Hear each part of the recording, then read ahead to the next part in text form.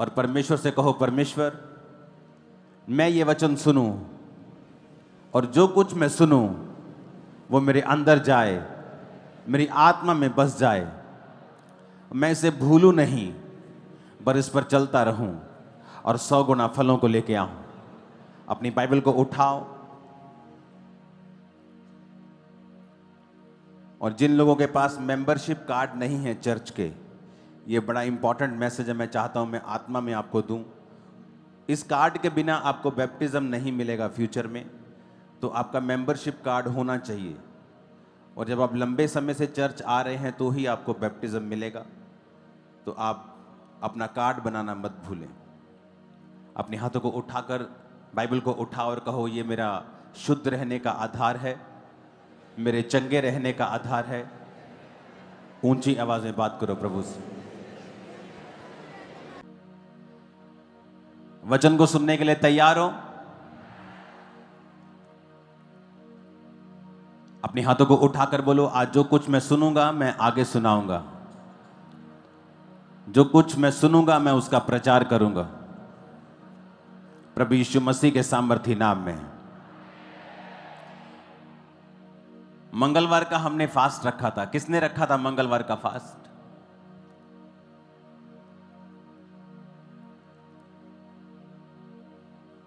जब Easter week था तो कुछ इंपॉर्टेंट काम भी थे चर्च में, तो बहुत से जो मेरे दोस्त थे वो बाहर से आए हुए थे और मैं उनसे बात कर रहा था कि परमेश्वर ने मुझसे कहा है, पिछले हफ्ते की बात है ये, कि मुझे फौजियों के लिए प्रार्थना करनी है और मुझे उन्हें चर्च में बुलाकर प्रार्थना करनी है। तो पिछले संडे जब मैं अनाउंस करने वाला था, मैंने कहा मंगलवार का मैं फास्टिंग अनाउंस करता हूं, उसके बाद मैं ये चीज को अनाउंस करूंगा। और मंगलवार को आपको कहा था कि हमें शुक्रगुजारी की फास्टिंग करनी है और प्रभु के सामने ही रहना है। और मंगलवार को हम जानते हैं कि देश में क्या हुआ। इमेजिन करो, हम आप लोग सब लोग हम प्रेयर में थे, नहीं तो वहां पे पता नहीं और भी लोगों की जान जा सकती थी। लाख, वहां पे सैकड़ों लोग थे। एक चीज मैं आपको शुरू से बताता आया हूं कि ये साल फाइनेंशियल डिप्रेशन का होगा। और पिछले हफ्ते में मेरा एक स्पिरिचुअल सन मुझसे पूछ रहा था कि मुझे स्टॉक मार्केट में जाना चाहिए। मैंने कहा इस साल ये ऊपर नीचे ही होता रहेगा, क्योंकि घटनाएं ऐसी होती रहेंगी। और उसके बाद फिर ये वाली घटना हो गई जो आतंकवादियों वाली। जब परमेश्वर ने हमें पहले से बता दिया पिछले साल ही कि फाइनेंशियल चीजें खराब होंगी, और आप प्रार्थना में हो, मैं प्रार्थना में हूं, जो कुछ भी खराब हो रहा है उसके लिए हमें प्रार्थना करनी है, क्योंकि और कोई इसका हल नहीं है। शारीरिक हल बहुत से होंगे, लेकिन अगर आत्मा में हमें देखना है और चीज को स्टॉप करना है, आपको और मुझे प्रार्थना करनी होगी। मैंने कहा था कुछ चीजें जब आप प्रार्थना करते हैं तो वो चीजें खत्म नहीं हो सकती, वो चीजें कैंसल नहीं हो सकती, कुछ इंसिडेंट कैंसल नहीं हो सकते। हाँ, नुकसान कम हो सकता है या आप बच सकते हैं।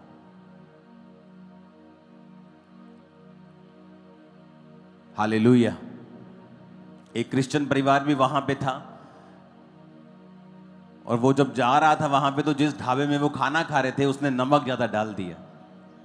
तो उन्होंने कहा कि नमक ज्यादा डाला हुआ मेरे माता पिता खा नहीं पाएंगे, तो जल्दी बिल बना, हमें जाना है वहीं वैली में।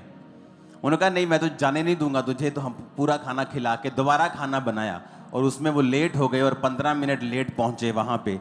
और जब वो पहुंचे ही थे तो लोगों ने कहा यहाँ लोग मारे जा रहे, भाग जाओ। तो वो भागे वहां से।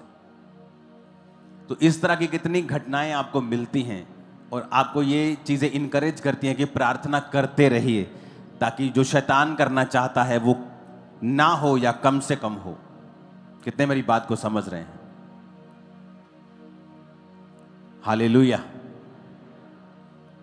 आपको प्रार्थना करनी होगी मीडिया के लिए कि प्रभु उन्हें बुद्धि दे और समझ दे। प्रार्थना करनी होगी देशों के लिए, प्रार्थना करनी होगी सरकारों के लिए, प्रार्थना करनी होगी फौजियों के लिए। क्योंकि वचन ये कहता है कि आप लोग जो क्रिश्चियन हैं वो मध्यस्थता में हैं, कि आप लोगों को मध्यस्थता करनी है, आपको लोगों को समस्याएं देखनी है और उसके अनुसार आपको प्रार्थनाएं करनी है परमेश्वर के सामने। क्योंकि जब आप प्रेयर करेंगे परमेश्वर बदलेगा माहौल को, मैं आपको बता रहा हूं, वो अपने मन को चेंज करेगा, माहौल को बदलेगा। मत्ती 8 उसकी 28 से 34 आयत में लिखा है, जब वह उस पार गदनेरियों के देश में पहुंचा तो दो मनुष्य जिनमें दुष्ट आत्माएं थीं कब्रों से निकलते हुए उसे मिले, और वो इतने प्रचंड थे कि कोई उस मार्ग से नहीं जा सकता था। उन्होंने चिल्लाकर कहा, हे प्रभु के पुत्र, परमेश्वर के पुत्र, हमारा तुझसे क्या काम, क्या तू समय से पहले हमें दुख देने आया है? उनसे कुछ दूर बहुत से सूरों का एक झुंड चल रहा था। दुष्ट आत्माओं ने उससे विनती की, यदि तू हमें निकालता है तो सूरों के झुंड में भेज दे।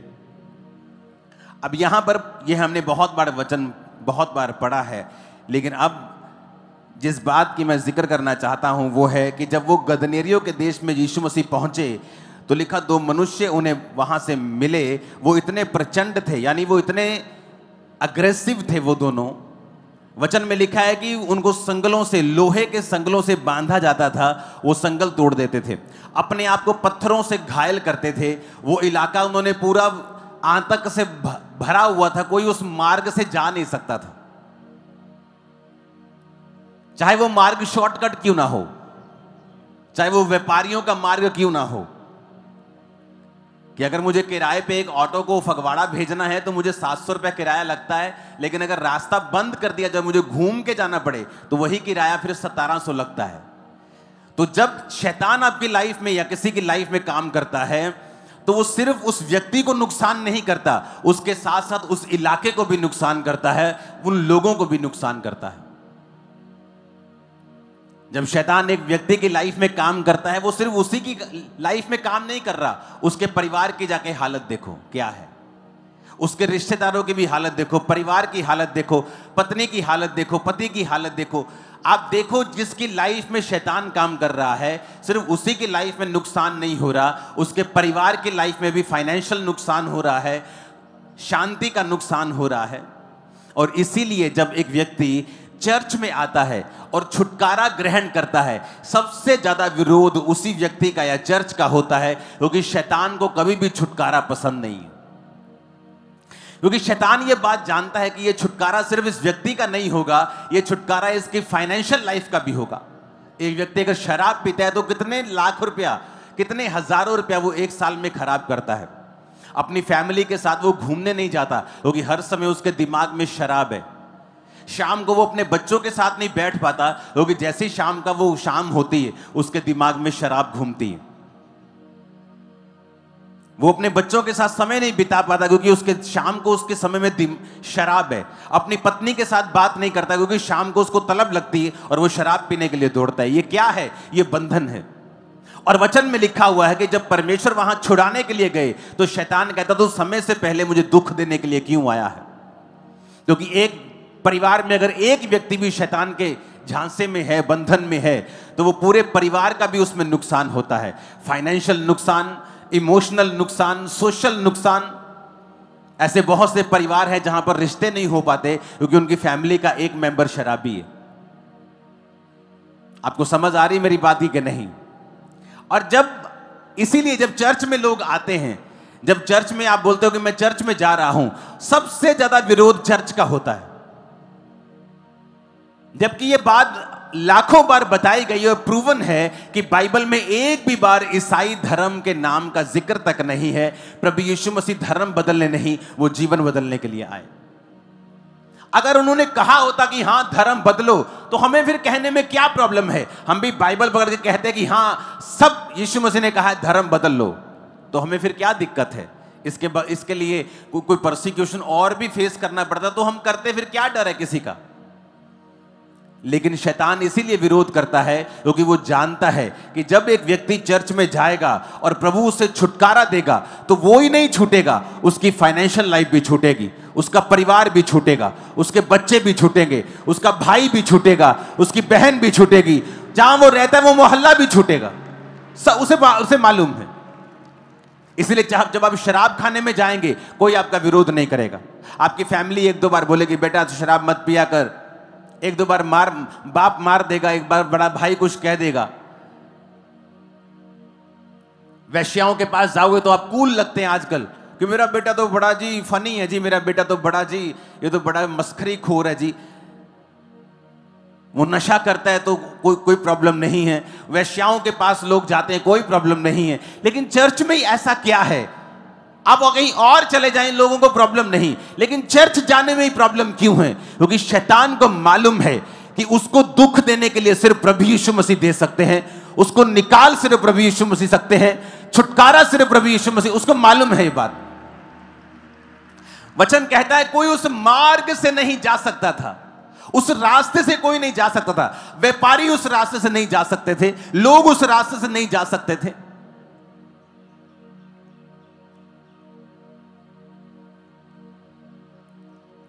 हालेलुया। अगर दुबई जाना है तो 3 घंटे लगते हैं, लेकिन अब पाकिस्तान ने अपना एयर स्पेस बंद कर दिया और अब घूम के जाना पड़ेगा तो 5 घंटे लगते हैं। उसी तरह ये व्यक्ति जहां रहता था दुष्ट आत्मा वाला, तो लोग उस सीधे रास्ते से जा नहीं सकते थे, घूम के जाना पड़ता था। जब रास्ता बंद हो जाता है या किसी इंसान की वजह से या यहां पर दुष्ट आत्मा की वजह से, कारण अलग अलग हो सकते हैं, लेकिन जब रास्ता बंद होता है तो लोगों को एक्स्ट्रा पे करना पड़ता है। अब टिकट के लिए एक्स्ट्रा पे करना पड़ेगा, लंबा रास्ता निकलना पड़ेगा। उसी तरह से हो सकता है कि साथ में गांव में किसी ने जाना व्यापार करना हो, लेकिन ये व्यक्ति के कारण आम लोग भी दुखी थे। और इसीलिए जब व्यक्ति चर्च में आता है, जब एक व्यक्ति यीशु मसीह को ग्रहण करता है, तो लोग उसका विरोध करते हैं, उनके खिलाफ अलग अलग कानून बनाए जाते हैं। क्यों? क्योंकि शैतान सिर्फ चर्च में आकर ही निकलता है और उसकी छुटकारा जो है वो चर्च में आकर होता है, क्योंकि यीशु मसीह ने उस छुटकारे के लिए मूल्य को अदा किया है। इसलिए वचन कहता है जो काठ पर लटकाया जाता है वो श्रापित है, वो तुम्हारे लिए बांधा गया कि तुम्हें शैतान के बंधनों से आजाद कर सके। और वचन कहता है परमेश्वर ने शैतान पर फतह पाकर जब जी उठा, मौत पर फतह पाई, शैतान पर फतह पाई, मुर्दों में से जी उठा। और आज जब तुम परमेश्वर को ग्रहण करते हो, तुम भी शैतान के ऊपर फतह प्राप्त करते हो। इसलिए प्रभु यीशु मसीह ने कहा था मैं तुम्हें सामर्थ पर, उनकी बिच्छुओं की, सांपों की सारी सामर्थ पर अधिकार देता हूं, किसी वस्तु से तुम्हें कुछ भी हानि नहीं होगी। जो परम प्रधान के छाए हुए स्थान में बैठा रहेगा वो सर्वशक्तिमान की छाया में ठिकाना पाएगा। और तू सांप अजगर को क्या करेगा? लताड़ेगा, सिंह को लताड़ेगा, अजगर को लताड़ेगा। शैतान के ऊपर परमेश्वर ने आपको अधिकार दिया है। और इसीलिए जब अब एक व्यक्ति चर्च में आता है उसका विरोध होता है, क्योंकि शैतान को पता है अगर ये छूटा इसका परिवार भी छूटेगा, इसका फाइनेंस भी छूटेगा, इसका मोहल्ला भी छूट जाएगा, इसके लोग भी छूट जाएंगे, इसके बच्चे भी छूट जाएंगे, पत्नी छूट जाएगी, पति छूट जाएगा, उसको सब पता है, इसलिए वो विरोध करता है। इसलिए तो परमेश्वर ने कहा था जब तुम्हारा विरोध हो डरना मत, अपना काम करते रहना, डरना मत। जब आप डरेंगे नहीं, आप भी छुटकारा पाएंगे, आपका परिवार भी छुटकारा पाएगा। मेरे परिवार में जिन लोगों ने मुझे डराया और जिन लोगों ने मुझसे बात नहीं की कि तू परमेश्वर में चला गया, क्रिश्चियन बन गया, आज वही लोग उस छुटकारे का आनंद ले रहे हैं। अगर वो आज परमेश्वर में ना होते तो मैं आपको गारंटी देता हूं दुखी होते और हद के बीमार होते, क्योंकि आज वो खुद भी परमेश्वर में हैं, तो प्रभु उनको साथ साथ चंगा करता है, उन्हें भी आजाद करता है, उन्हें भी छूता है।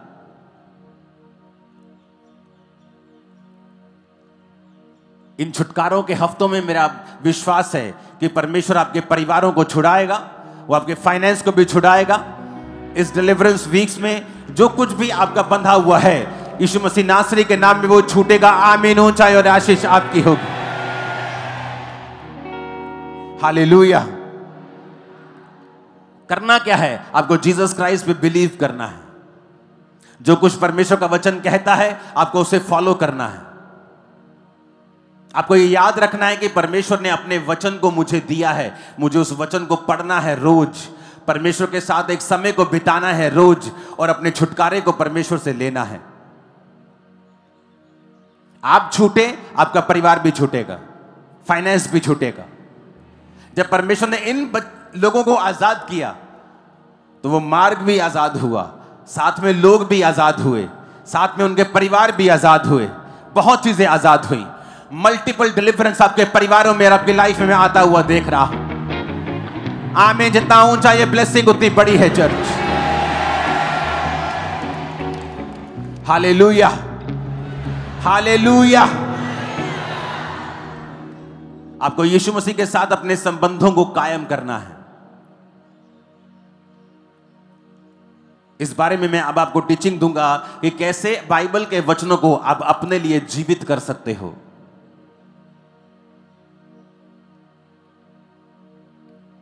आप अपने लिए उन्हें जीवित कर सकते हो। परमेश्वर ने वचन में लिखा है कि उसके कोड़े खाने से तुम चंगे हो चुके हो, लेकिन फिर भी क्रिश्चियन लोग बीमार रहते हैं, हां या ना?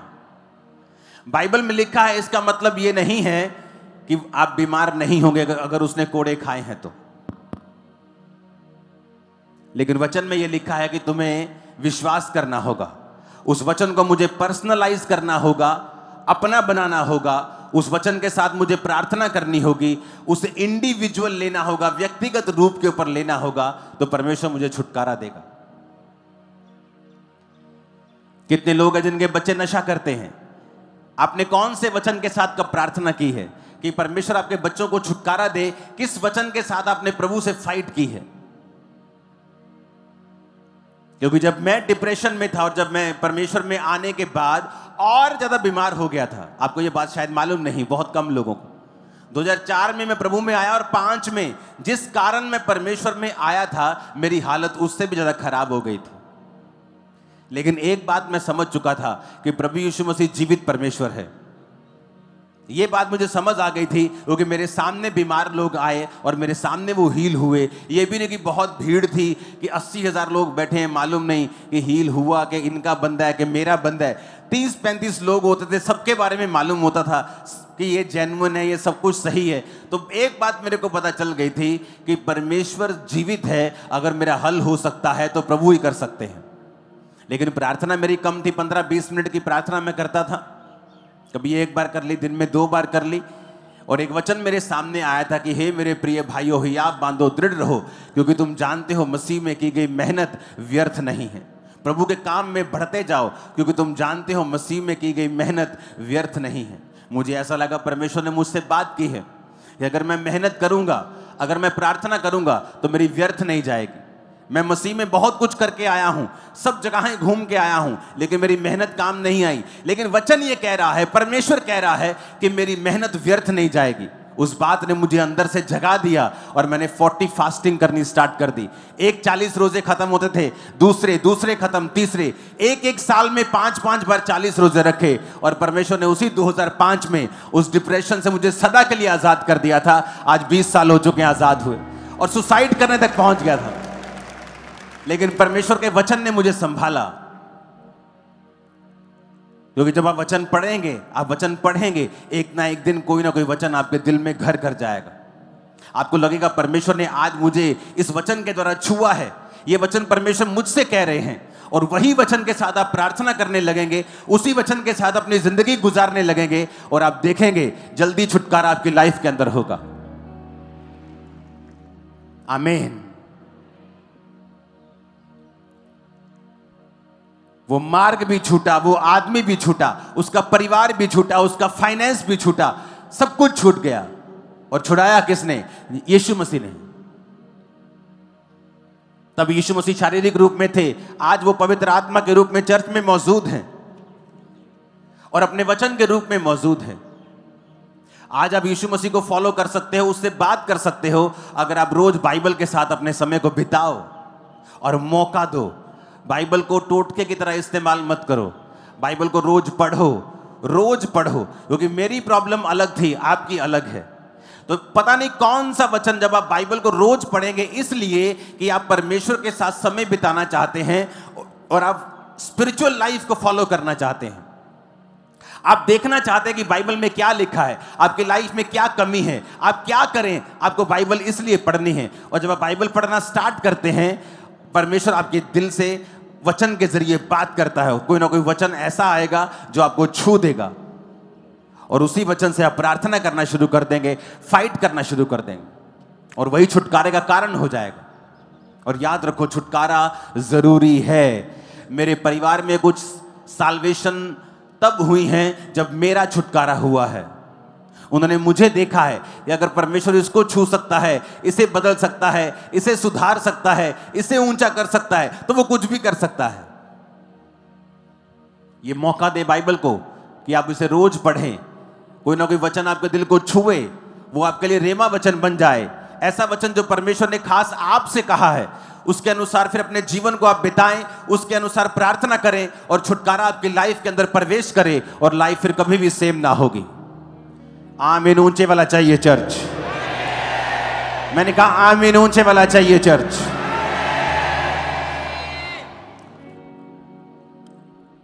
अपने पड़ोसी को बोलो, क्या तू छुटकारे के लिए तैयार है? क्योंकि छुटकारा जरूरी है। तो रोज बाइबल को पढ़, प्रार्थना कर और यीशु मसीह को फॉलो कर, और तू और तेरा घराना छुटकारे को पाएंगे। आमीन आमीन। ऊंचा 7 बार बोलो आमीन।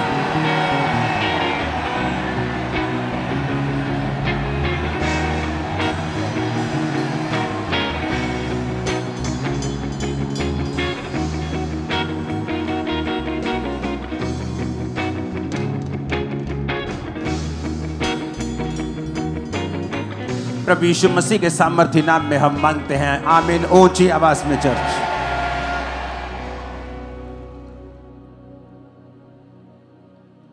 अपने घरों में अपने बच्चों को बाइबल पढ़ने की आदत डालें, वर्शिप करने की आदत डालें। परमेश्वर कहां रहता है? क्या लिखा है बाइबल में? कुछ लोग कहते हैं परमेश्वर स्वर्ग में रहता है। वचन कहता है स्वर्ग उसका क्या है? सिंहासन है, उसका ऑफिस है। वो आदमी अपने ऑफिस में नहीं रहता, वो घर आता है। और लिखा पृथ्वी उसके पैरों की क्या है? चौकी है। तो जो पैरों की चौकी है उसमें वो रह कैसे सकता है? जो उसका ऑफिस है उसमें वो रह कैसे सकता है? वचन कहता है परमेश्वर स्तुतियों के बीच में क्या है? विराजमान। आप जानते हैं क्यों क्रिश्चियन लोग आज कंफ्यूज रहते हैं? क्यों ऐसी स्टेट में रहते हैं जहां उनको ये नहीं मालूम कि मुझे अपनी लाइफ में क्या करना है? जल्दी निराश हो जाते हैं, डिस्करेज हो जाते हैं, ठंडे हो जाते हैं। क्यों? क्योंकि उन्हें ये मालूम नहीं कि मुझे क्या करना है। ना तो उनको अगुवाई मिलती है। अगुवाई क्यों नहीं मिलती? क्योंकि आपने अपने आप को बहुत से इस दुनिया के अफेयर्स में घुमाया हुआ और छुपाया हुआ है। जब भी आप देखेंगे आपकी लाइफ में छुटकारा आएगा ना, आपके अंदर से आएगा। आप संतरे के पेड़ को जितना मर्जी बाहर से जोर लगाओ, बाहर से आप संतरा लगा नहीं सकते, वो निकलेगा वो उसके अंदर से ही। उसी तरह से जो चेंज होगा, छुटकारा होगा, सबसे पहले आपके अंदर से शुरुआत होगी उसकी। लेकिन आज अगर एक क्रिश्चियन निराश क्यों है या वो कंफ्यूज क्यों है? क्योंकि उसे मालूम नहीं कि मुझे अपनी लाइफ में नेक्स्ट स्टेप कैसे लेना है। अब नेक्स्ट स्टेप क्या लेना है? मुझे कौन सी पढ़ाई करनी है, कौन सा बिजनेस करना है, कौन सा स्टेप लेना है, कब लेना है, ये मालूम क्यों नहीं? क्योंकि उनको ये नहीं पता कि परमेश्वर मुझसे चाहता क्या है। पता क्यों नहीं? क्योंकि परमेश्वर के साथ वैसा कनेक्शन नहीं है आपका। आप हैं उसके बेटे और बेटियां, आप स्वर्ग में भी चले जाएंगे, लेकिन धरती के ऊपर सक्सेसफुल होने के लिए आपको रोज परमेश्वर के साथ सहभागिता रखनी पड़ती है। आप जानते हैं जब आप वर्शिप करते हैं, लोगों को लगता है, आप भी आज भी अगर चर्च में देखो, मैं सालों से कह रहा हूं, आज भी अगर आप चर्च में देखोगे तो 40% लोग वर्शिप के बाद आए होंगे चर्च में आज भी। क्योंकि लोगों को नहीं मालूम वर्शिप करने का महत्व क्या है, या वर्शिप उन्हें लगता है चर्च में फिर पहले गीत चलेंगे, उसके बाद प्रचार होगा। हम प्रचार के समय जाते हैं, उन्हें लगता है बहुत कूल चीज है कि प्रचार के समय जाएंगे। वर्शिप करने में, जब आप वर्शिप करते हैं, वो स्तुतियों में विराजमान है। जब आप उसकी स्तुति करने लगते हैं, उसकी प्रेजेंस आप पे उतरती है और तब परमेश्वर का आत्मा आपसे बात करता है। पता है आपको? या आपकी वो ग्राउंड तैयार कर देता है। अगर उसने कुछ बीज डालना हो, किसान अगर बीज डालता है तो पहले जमीन को तैयार करता है, सीधा बीज नहीं जाके डालता, पानी नहीं लगाता, पहले वो जमीन तैयार करता है। कई बार जब आप स्तुति कर रहे होते हैं आपकी जमीन तैयार होती है। कई बार आप स्तुति कर रहे होते हैं, अगर जमीन तैयार है तो परमेश्वर आपसे बात करता है। कई बार वर्शिप में मैंने देखा है प्रभु ने मुझसे बात की है। लेकिन लोगों को वर्शिप का मतलब नहीं पता। उन्हें लगता है कि चर्च में जाएंगे, इतना लंबा यार चर्च की मीटिंग है, हम ऐसा करेंगे, हम टेस्टिमनीज के बाद जाएंगे। कुछ लोग बोलते हैं टेस्टिमनी के टाइम जाएंगे, वर्शिप के बाद जाएंगे। और चर्च के 40% लोग वर्शिप के बाद एंटर करते हैं चर्च में आज भी। चाहे गिनती बड़ी हो गई है, अब हजारों एंटर कर जाते हैं, वो बात अलग है, लेकिन अभी भी वो सिस्टम बना हुआ है सालों से कि वर्शिप करने का जो इंपॉर्टेंस है लोगों को पता नहीं। वो कहता है मैं स्तुतियों में क्या हूं, विराजमान। परमेश्वर स्तुतियों के बीच में विराजमान है। जब आप स्तुति करते हैं प्रभु की उपस्थिति आपकी लाइफ में आती है, वो आपसे बात करती है, आपको छुड़ाती है, कंफ्यूजन खत्म होती है, वो धीरे धीरे आपको गाइड करने लगता है। आपको कई बार, मैं ये किस तरह से आपको समझाऊं, आपको प्रैक्टिस करनी पड़ती है। किस चीज की? प्रभु के साथ रहने की। हमेशा कि आप वर्शिप कर रहे हैं तब परमेश्वर की उपस्थिति को आप महसूस करते हैं। आप फिर बाइबल पढ़ते हैं, आप फिर प्रार्थना करते हैं, आप जाते जाते भी गैर भाषा में प्रार्थना करते हैं। आप प्रभु को लगातार इनवाइट कर रहे होते हैं और लगातार कॉन्शियस होते हैं कि परमेश्वर मेरे संग है, परमेश्वर मेरे संग है। तब शुरुआत होती है। एक दिन वो छोटी सी बात करेगा और आपके 10 पुश्तें चेंज हो जाएंगे। मैं आपको बता रहा हूं, स्मॉल बात। इस सेवकाई में आने से पहले, इस जगह में आने से पहले 7 साल में मैंने 8 जगहें बदली हैं चर्च की। जो जगह लेते थे भर जाती थी। अब क्या करें, अगली जगह। अब जगह भर गई और पैसा नहीं था चर्च के पास कि अपनी जगह ले, तो रेंट पे होती थी। कभी कोई यूज करने के लिए देता था, कभी मेरा कोई पर्सनल छोटा सा प्लॉट था वो यूज किया, वो छोटा सा भरा। ग्राउंड यूज की, ग्राउंड वाले बोले आपने कब्जा करना, मैंने कहा हम कब्जा छोड़ के आए, कब्जे नहीं हम करते। फिर अगली जगह, फिर अगली जगह, फिर अगली जगह, अगली जगह, फाइनल ये जगह आते आते 8 जगह ही मैं चेंज कर चुका था। अगर मैं कंफर्टेबल मुझे रहना होता तो वहीं मैं 2000 लोगों की चर्च बनाता, एसी चर्च, एसी घर, आराम से रहता, क्या प्रॉब्लम थी। लेकिन जब परमेश्वर की वर्शिप आप करते हैं, लगातार प्रभु के साथ रहते हैं, वो आपको बताता है कौन सा स्टेप आपने कब लेना है। आपकी ग्रेटनेस परमेश्वर की उपस्थिति और उसकी बात के पीछे छुपी हुई होती है। और कितने लोग हैं जो घरों में वर्शिप करते हैं? बहुत कम। या आप रसोई में खाना बना रहे हैं और वर्शिप कर रहे हैं।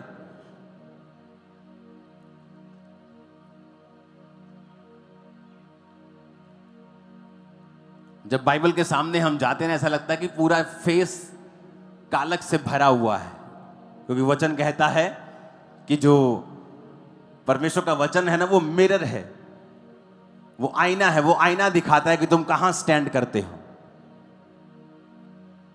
हालेलुया। कई बार मैं अपने प्रेयर रूम में जाता हूं और जब मैं वर्शिप करने लगता हूं, मैं लगातार वर्शिप करता हूं 2 घंटे। गीत चल रहा है, मैं वर्शिप कर रहा हूं, बीच में प्रेयर कर रहा हूं, वर्शिप कर रहा हूं। वर्शिप इंपॉर्टेंट है। जब आप प्रभु की आराधना करते हैं, वो स्तुतियों के बीच में विराजमान है, बाइबल कहती है। इन छुटकारों के हफ्तों में जो आज से शुरू होगा, आपको ये बातें आज से लिख कर रखनी है। वर्शिप करने की आदत डालनी है, बाइबल पढ़ने की आदत डालनी है, विरोध में हटना नहीं है, क्योंकि छुटकारा नजदीक है। शैतान चाहता है आपका छुटकारा ना हो, लेकिन आपका छुटकारा होगा यीशु मसीह के नाम में। और हर एक व्यक्ति का छुटकारा होता है। मुझे भी अगले लेवल पे जाना है तो मुझे भी एक छुटकारे की जरूरत है, तो परमेश्वर छुटकारा देगा। रास्ता यही है।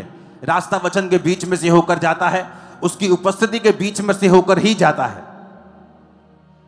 आज से ये कलीसिया एक और प्रार्थना करेगी सभी स्टेट्स के लिए, इंडिया की सारी स्टेट्स के लिए, जहां जहां परसिक्यूशन हो रही है, क्रिश्चियन लोगों की बहुत सताव हो रहा है। आप उन स्टेट्स के लिए, वो स्टेट्स के सारे सरकारों के लिए आप लोग प्रार्थना करेंगे और इसे भूलना नहीं है। आज के बाद इस पॉइंट को भूलना नहीं है, क्योंकि उन मसीह लोगों को आपकी प्रार्थनाओं की और मेरी प्रार्थना की जरूरत है। हम ऐसा नहीं सोच सकते यहाँ सब कुछ ठीक है तो वहाँ सब कुछ ठीक नहीं, तो हम ठीक है तो सब ठीक है। लेकिन हमें दुखों में शामिल होना है, हमें प्रार्थनाओं में शामिल होना है। जो कर सकते हैं उन्हें करना है। आमीन। जब भी आप प्रार्थनाओं में बैठें, खास तौर पे अपने सेवकों के लिए, चर्च के लिए, ये चर्च के लिए, बाकी स्टेट्स के लिए, उनकी चर्चेस के लिए आपको प्रार्थनाएं करनी है। और मेरा विश्वास है परमेश्वर बदलाव लाएगा। आमीन। अपने हाथों को उठाओ, एक वायदा करो, आज से मैं वर्शिप करूंगा और आज से मैं वचन को पढ़ूंगा, आज से मैं प्रभु के साथ अपनी सहभागिता को रखूंगा। उठ जाओ सब जन, अपने हाथों को उठाओ और कहो खुदा से कि वो आपको माफ करे, वर्शिप का आत्मा आपको दे, वचन पढ़ने की स्पिरिट आपको दे, परमेश्वर के साथ सहभागिता करने वाला मन दे। उठाओ अपने हाथों को।